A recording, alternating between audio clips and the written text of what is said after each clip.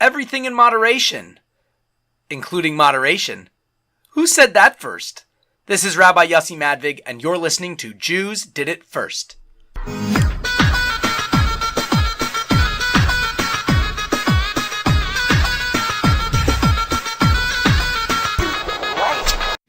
Welcome back, everyone. Thank you so much for tuning in, and please subscribe, leave a review, and if you'd like to donate to help contribute to the podcast, please go to jewishisoswego.org/Jews Did It First. Just click the Make a Donation button in the upper right-hand corner.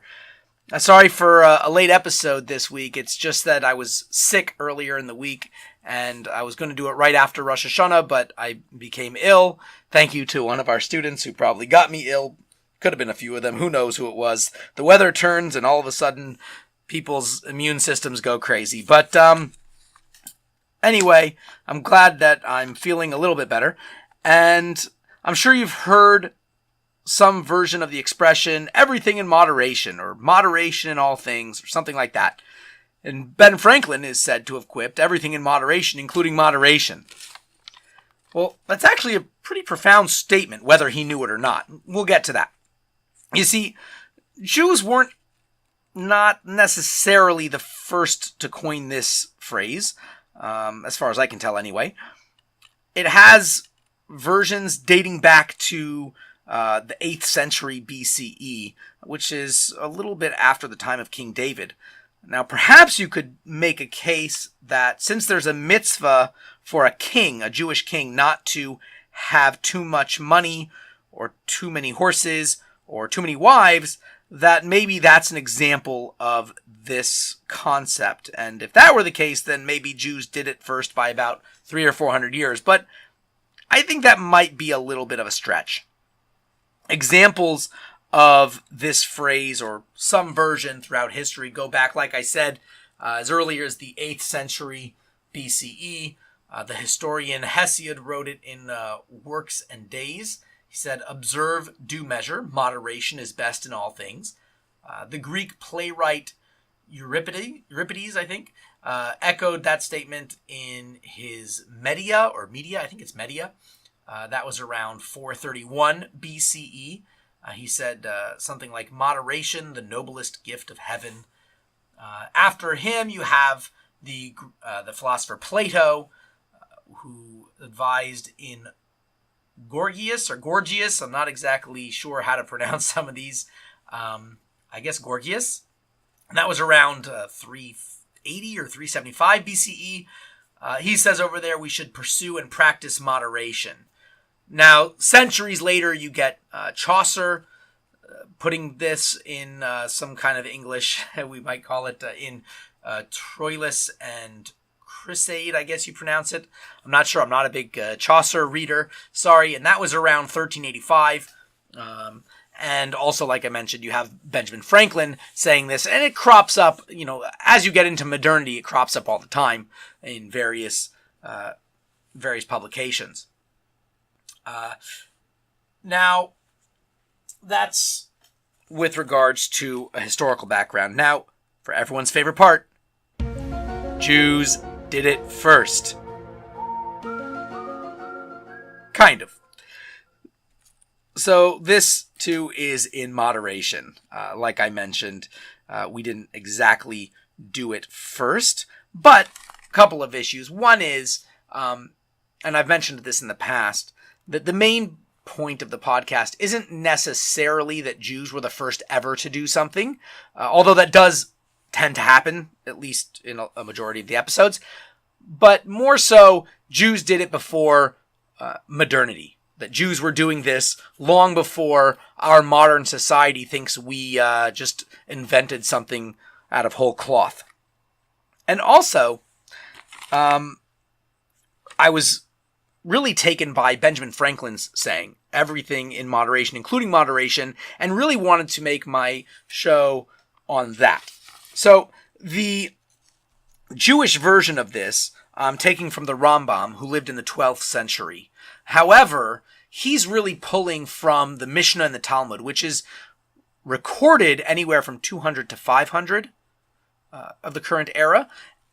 And it's referencing discussions that can go all the way back to 200 or 300 before the Common Era. So it is pretty old stuff, much of it in line, or, contemporary with some of the Greek references that I mentioned before. So when Ben Franklin said this, moderation should be in moderation, so he was at least seemingly saying that as, well, it's okay to indulge in stuff, every so often. And we know he was, he did have a way with the ladies.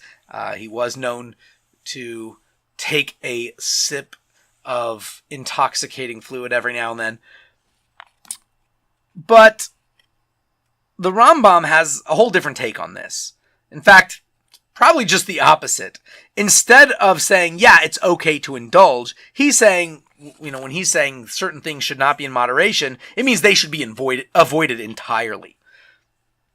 So let's give you some examples. So what normally happens when he's saying everything in moderation, really the Rambam is giving us an instruction on what to do if you are too much of one thing. So he says everything should kind of be midas habeinanis, the middle way is what he calls it.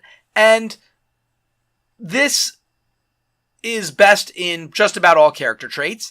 And he says, if you are normally overly excited and passionate, so what should you do? You should really try and act very stoic and really go to the other extreme in order that you'll eventually balance out, because the balance is really the main thing. Okay? And normal, if you're, what's something else? If you like something too much, if you do one thing too much, then you should try and go to the other extreme for a while in order that you balance yourself out. Now, here's where the even, moderation comes in moderation. Sometimes moderation is not the answer. Sometimes he says you should actually avoid something entirely. And a couple of examples that he gives especially are haughtiness. That's one of the main ones. And anger. That's the other one. Now, haughtiness, he says that, you should strive to be very humble. It says about Moses, it says in the Torah that he was very humble. That's in Bamidbar, what is that? Numbers 12:3. It says that Moses was very humble. It doesn't just say that he was humble. It says he was very humble. And so based on that, the sages say that we should try very, very much to become shval ruach, to become lowly of spirit, to become very humble, basically. And anyone who has a haughty heart, they're kofar ba'ikr. They're basically going against the entire religion of Judaism. And this actually reminds me of a story of the Rebbe Rashab, who is the 5th Lubavitcher Rebbe. And does that make sense? Yeah, the 5th Lubavitcher Rebbe. And he says that there's a Talmudic dictum that you should have an eighth of pride. Now, pride is something along these lines, right? This haughty spirit, you're prideful. And it's a very strange statement. You should have an eighth of an eighth. And so he was saying that basically you shouldn't have any pride. And someone mentions, what about this eighth of an eighth that it mentions in the Talmud? So he says, that's a very strange statement, isn't it? Why doesn't it just say 1/64th or a very little bit? An eighth of an eighth seems to be quite a strange way to word this. And he says what it really means is you look at the 8th verse of the 8th Torah portion in the Bible, and that's the kind of pride you should be having. So what is that? What is the 8th Torah portion? That's Parshas Vayishlach, which begins in Genesis chapter 32, verse 4. And the 8th verse would then be verse 11, chapter 32, verse 11 of Genesis, where it says, Katointi mikol hachasadim. Jacob is saying, I have become small from all of the kindness. He's telling God, from all the kindnesses that you've shown me, I've become small. And this is the kind of pride that we should have. An eighth of an eighth. Your pride should be katointi. I am small. And that's how the Rebbe Rashab answered this question. The other midah, the other character trait that I mentioned was anger, where it says that anger is like idolatry. So therefore you should avoid it at all costs.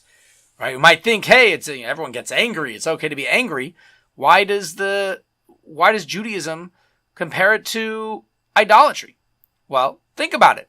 Why do you get angry? You get angry because something happens that you didn't want to happen. Or someone does something or says something that you don't like, that you didn't want.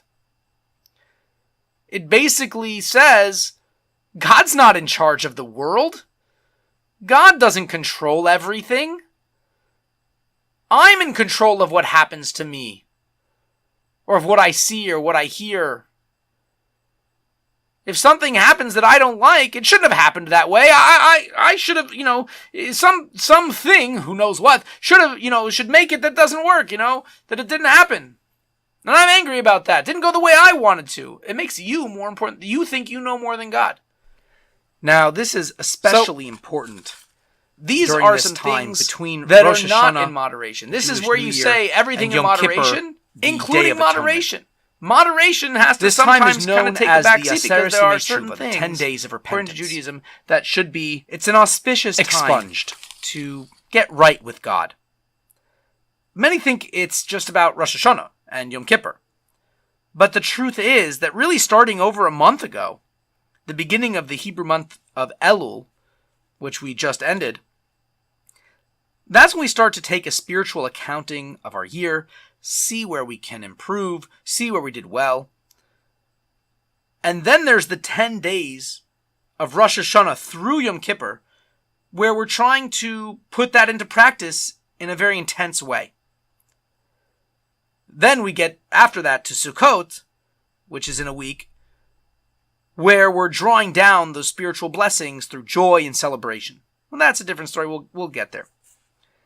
So now it's a good time to show some moderation with what you typically indulge in. And push yourself a little by doing something extra, whether it's giving extra charity, upping your kosher or Shabbat observance. Just like we have to tune up our car every now and then, it's a time of year to tune up your connection to God. I'm sure you can find plenty of places to start, don't worry, and I know I can. So just pick one, keep it manageable, so you know you'll be able to succeed, and then reap those benefits in the coming year. I want to wish you a Gemar Chasima Tova. You should have a happy and sweet new year. You should be completely sealed for a good year. And you should have only open and revealed good from God above. Thank you so much for listening. I'd love to keep in touch, so please feel free to continue the conversation with me on the Facebook page, Jews Did It First. You can email me, rabbi@jewishotswego.org. I'm also on Twitter, at Oswego Rabbi, Instagram, Oz Rabbi. I'm everywhere. And Gemar Chasima Tova.